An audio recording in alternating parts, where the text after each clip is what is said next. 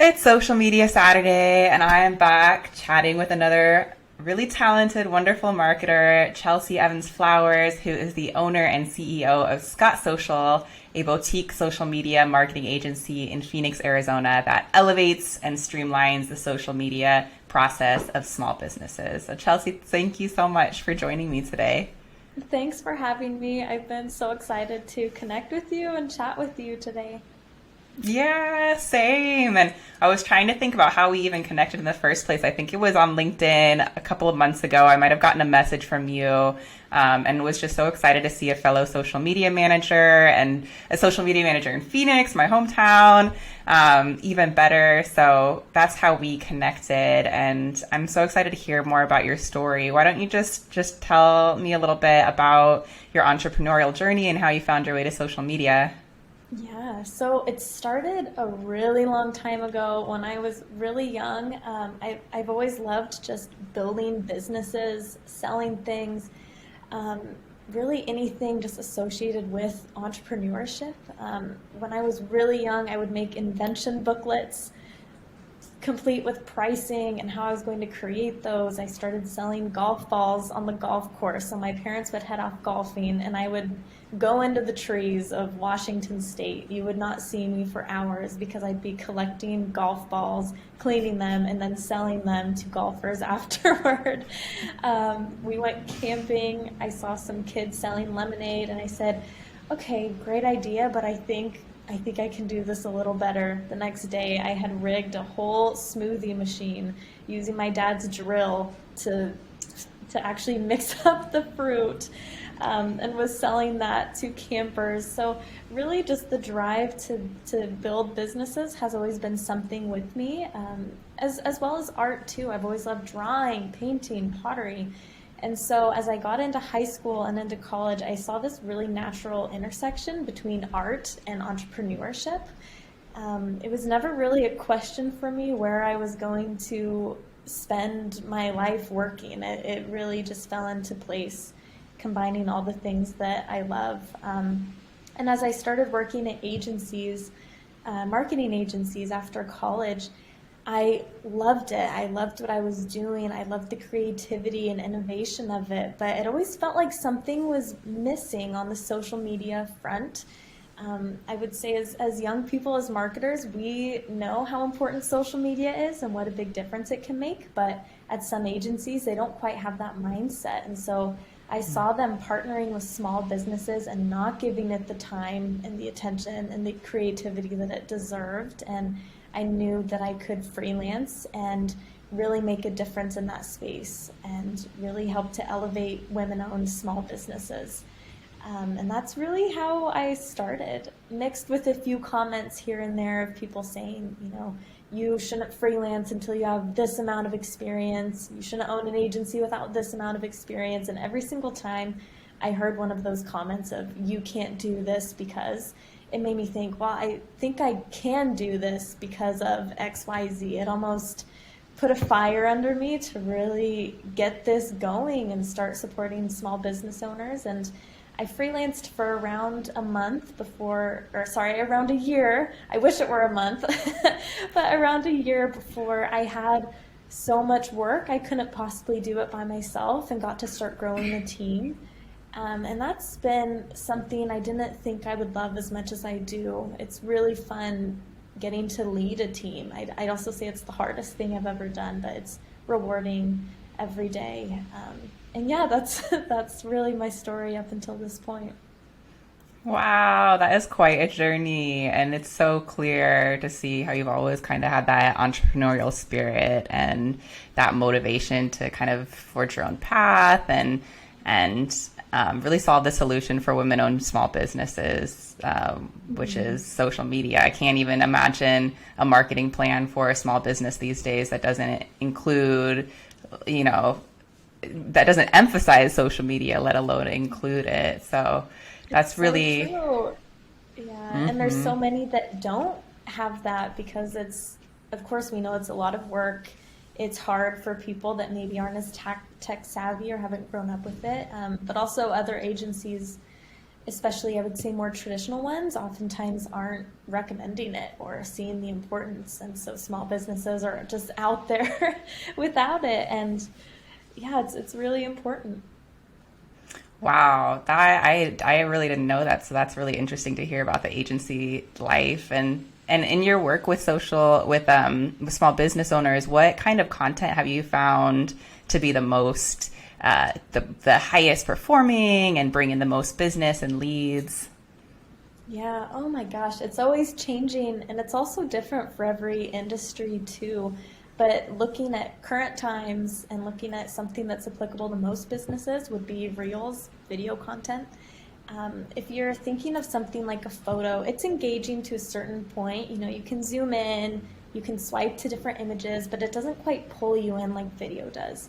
Video has an ability to just absolutely block out all things around you. You probably know from experience, if you swipe through one video on TikTok, it's not just one video, it's 200 Nope, videos later. exactly. You're 3 hours later, you're still swiping. No, it's Yeah, and true. so yeah.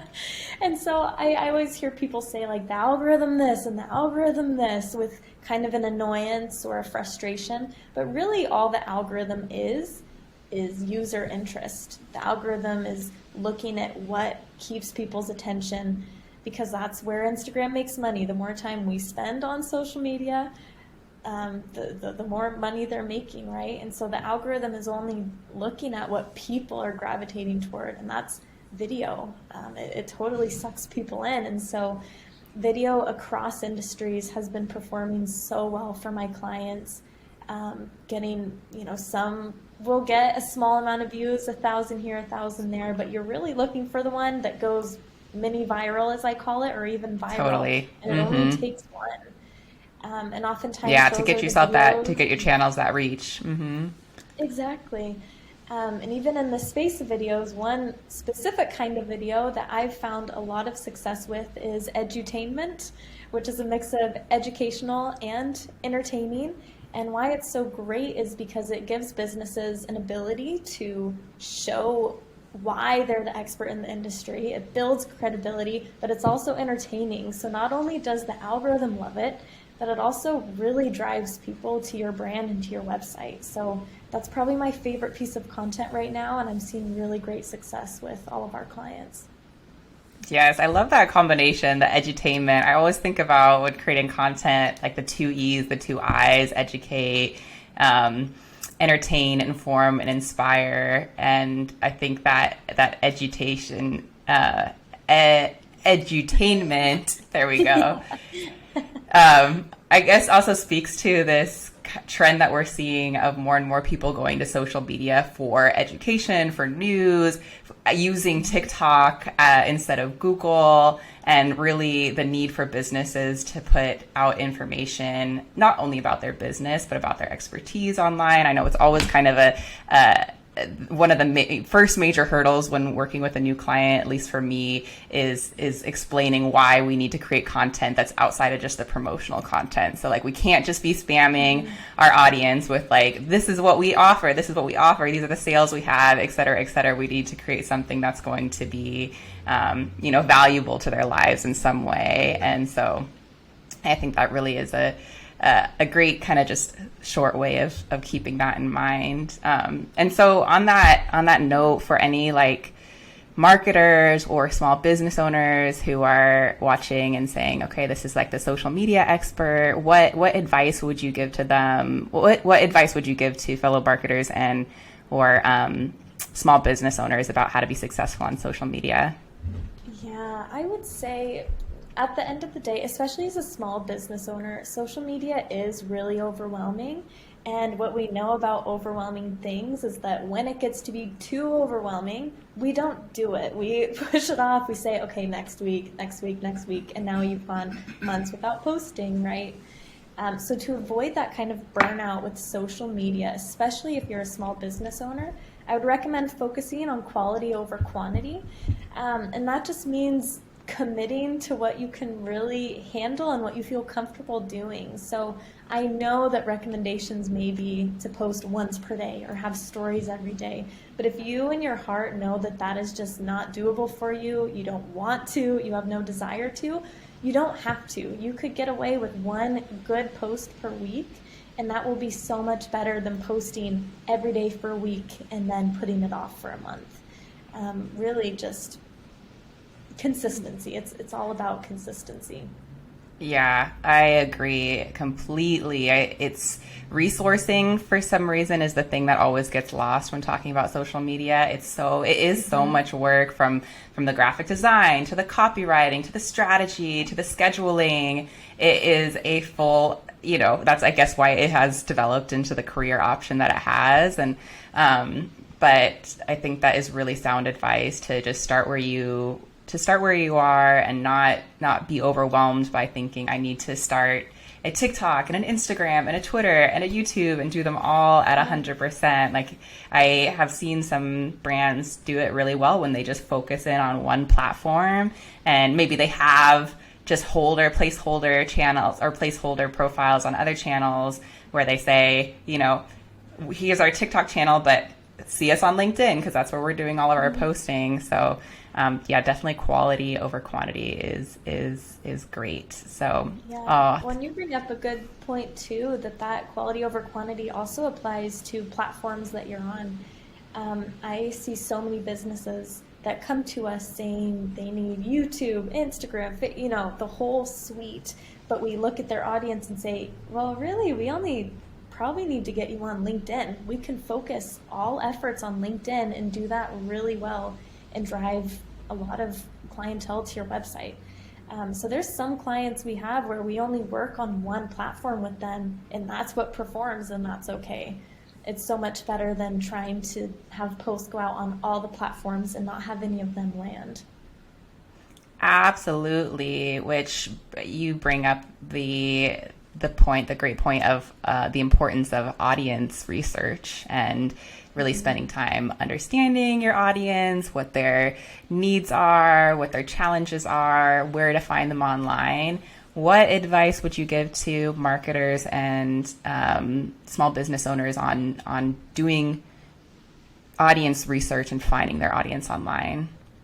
Yeah. Oh gosh, that could be really difficult to do. It's a really involved process. So when we meet with clients, so I'd say from a marketer perspective, especially if you're in the agency or freelance space, asking so many questions will do wonders for doing audience research. And some business owners don't even quite know who their audience is, but you can ask targeted and direct questions to kind of figure that out. So even asking about what their values are, what are your audience's interests, what's their age, where are they from, why do they choose you? There's so many questions that can help you narrow down what platforms to be on and how to speak to them. And gosh, as a small business owner, just listen. And there's a lot of opportunity in sending out surveys and really having that actual quantified information. Because passing that off to your marketer, your social media manager, passing that off to your team will only let them be able to do better work. Absolutely. And there's sometimes where we recommend a platform to a client, and after a few months, it's not performing like we thought it would. And those are really eye-opening moments. But there's no harm or shame in deciding that a platform isn't actually a good fit. You can always adjust your movement into another platform. And definitely. When we do that, we do see success with another platform. So you have to be ready to pivot too. Just like your business, your audience is also going to change over time as well. Yeah, and that speaks to the just fast-paced world of social media and how it's kind of always changing, and you really have to be able to be willing and able to look at the analytics and see what's working and what's not, and make adjustments where you need to. And yeah, that audience, listening to the audience, asking your customers questions, it's valuable and even more valuable to your marketers. Like if you're a small business owner and you can pass it on to your social media manager of like, these are the 5 things that our customers are always asking me about. That right there is fodder for really great content. So always wonderful. Yeah. When you're working with a client or if you're in-house working with somebody that is really listening to their audience in that way. So, well, Chelsea, thank you so much again for your time. I really appreciate it. It was great to hear more about your story and learn from your expertise. For anybody watching, if you want to learn more about Chelsea and her agency, Scott Social, please read her full written article and you'll find her social media links below. So thanks again, Chelsea. Thank you so much, and we'll talk again soon.